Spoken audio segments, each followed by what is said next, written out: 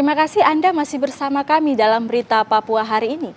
Untuk Anda yang baru saja bergabung, akan kami sajikan kembali 3 berita utama. Bertambah 109 orang, jumlah pasien terpapar COVID-19 di Papua kini 1.038 orang. Tega memperkosa anak kandungnya berkali-kali, seorang ayah di Sentani, Kabupaten Jayapura diringkus polisi. Pastikan kesehatan tahanan yang terpapar COVID-19, Kapolda cek langsung ke rumah sakit.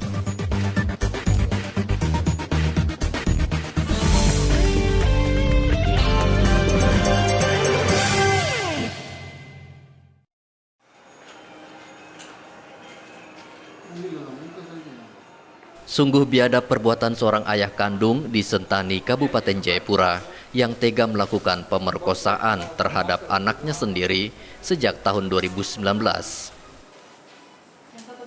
Setelah mendapat laporan resmi dari keluarga korban, polisi bergerak cepat dan melakukan penangkapan terhadap BT, warga di Kampung Netar, Kabupaten Jayapura yang tega melakukan tindakan pemerkosaan terhadap anaknya sendiri. Kapolres Jayapura AKBP Victor Makbon mengatakan pelaku mengakui kesalahannya telah melakukan pemerkosaan sebanyak 5 kali pada anaknya sendiri dengan alasan untuk memenuhi kebutuhan biologisnya karena ditinggal istri. Kejadian ini dari tahun 2019 ya, korban telah disetubui oleh bapaknya kurang lebih 5 kali dan dalam kondisi yang ancaman, ya, anak ini tidak berani ngomong. Akhirnya setelah 5 kali dilakukan disetubuhi, anak ini melapor kepada salah satu keluarganya dengan alasan tersangka melakukan persetubuhan terhadap anak karena istri daripada tersangka telah melarikan diri, sehingga untuk memenuhi kebutuhan jasmaninya dia melakukan perbuatan yang tidak pantas terhadap anak kandungnya.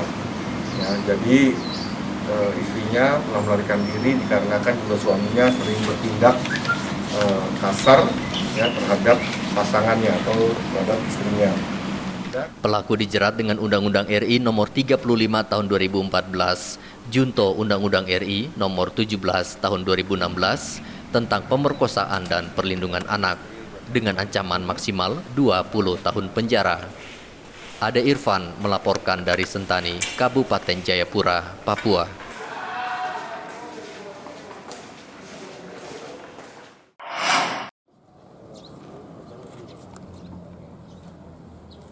Kepolisian Resort Merauke terpaksa memindahkan lokasi pelaksanaan rekonstruksi kasus pembunuhan 7 Mei lalu. Seharusnya rekonstruksi dilakukan di Jalan Gudang Arang, namun dipindahkan di halaman belakang Mapolres Merauke. Alasan pemindahan itu karena polisi mendapat informasi keluarga korban akan melakukan aksi balas dendam terhadap pelaku pembunuhan. Sebanyak 19 adegan pembunuhan terungkap dalam rekonstruksi itu. Dari adegan yang dilakukan, terungkap pelaku dalam keadaan mabuk, mengira korban adalah rekannya sehingga langsung melakukan penusukan. Korban meninggal yang terjadi pada tanggal 7 Mei sekitar jam 01.30 di Gudang Arang dengan tersangka Laurentius Said alias Lau. Dan korban Christophorus Papset. Dalam adegan rekonstruksi tadi itu ada 19 adegan di mana kasus pembacokan terjadi pada adegan 13. Ini permasalahannya dari mabuk saja ya. Dari minuman keras, tersangka dalam pengaruh minuman keras dan melakukan penganiayaan tersebut. Sementara itu keluarga korban meminta agar pelaku dihukum seberat-beratnya. Bapak terkait dengan kasus ini, Pak? Ya, harapan Bapak dari pihak keluarga minta untuk mohon diproses itu pelakunya mungkin semuanya bisa terungkap tuh. Oh gitu. Supaya keluarga korban bisa puas dengan Ya, puas ya. pemeriksaannya. Ya. Kasus pembunuhan ini terjadi di Jalan Gudang Arang, Kabupaten Merauke pada 7 Mei lalu, di mana pelaku Laurentius melakukan penusukan kepada korban Christoporus yang saat itu melintas menggunakan sepeda motor. Pelaku dijerat dengan pasal 338 KUHP dengan ancaman hukuman maksimal 20 tahun kurungan penjara. Muhammad Ridwan melaporkan dari Merauke, Papua.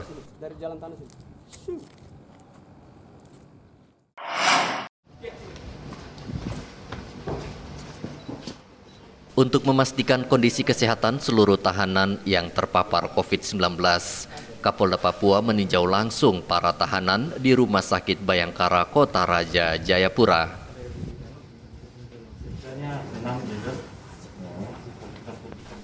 Irjen Paulus Waterpau didampingi Kapolresta Jayapura melihat langsung penanganan para tahanan yang diisolasi karena terpapar COVID-19.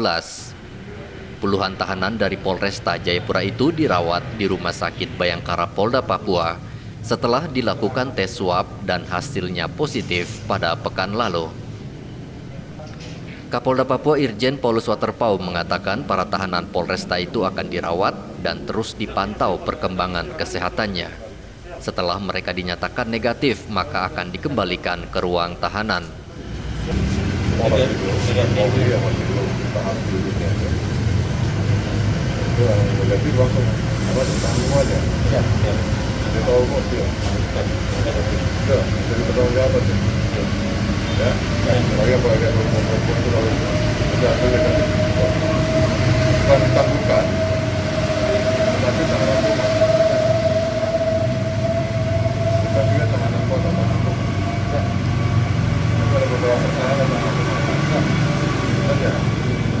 Kalau mereka bilang mereka tidak patuh, masukin lagi. Siap. Tinggalkan dia. Tapi agak sekelas. Dari data yang diperoleh dari Dinas Kesehatan Kota Jayapura, terdapat 43 tahanan positif COVID-19. Mereka dirawat di 3 rumah sakit, yaitu Rumah Sakit Bayangkara Kota Raja, Rumah Sakit Angkatan Laut, dan Rumah Sakit TNI Martin Inday, Jayapura. Hendra melaporkan dari Jayapura, Papua.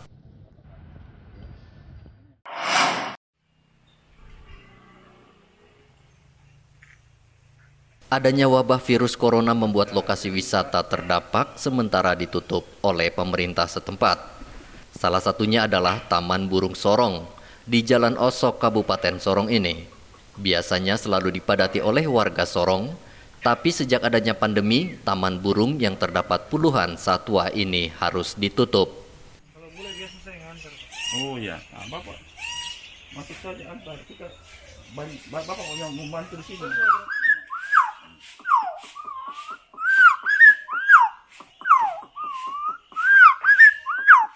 Pengelola Taman Burung Muhammad Arifin mengatakan dampak penutupan Taman Burung ini membuat pihaknya harus menjual sejumlah barang pribadi untuk membeli makanan burung agar para satwa ini tetap sehat. Oh jadi sejak 13 Maret itu Pak, tahun 2020 ini saya tutup Pak. Saya tutup, jadi pengunjung tidak boleh masuk. Ya karena itu Pak, adanya virus itu, Corona 2019. Nah, jadi kita juga menjaga Pak, jangan sampai satwa ini tertular. Terus orang datang itu ada yang positif. Ya itu Pak. Jadi kalau aktivitas kasih makan apa dan sebagainya, kasih bersih itu kita tetap jaga Pak. Kita tetap rawat satwa ini dengan baik. Kita kasih makan 2 kali sehari, pagi sampai dengan sore. Ya terpaksa harta yang ada Pak saya jual. Terus untuk memberi makan ini, karena ini Pak awalnya memang bukan untuk bisnis, ini hobi Pak.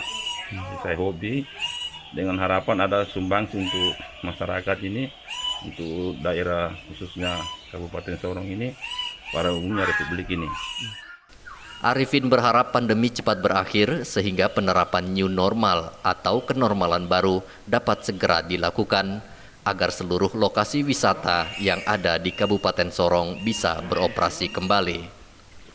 Puluhan satwa yang menjadi koleksi di Taman Burung ini sebagian besar merupakan satwa endemik di wilayah Papua, seperti burung cendrawasih, burung mambruk, dan burung kakatua raja. Sandra Kuanggai melaporkan dari Sorong, Papua Barat.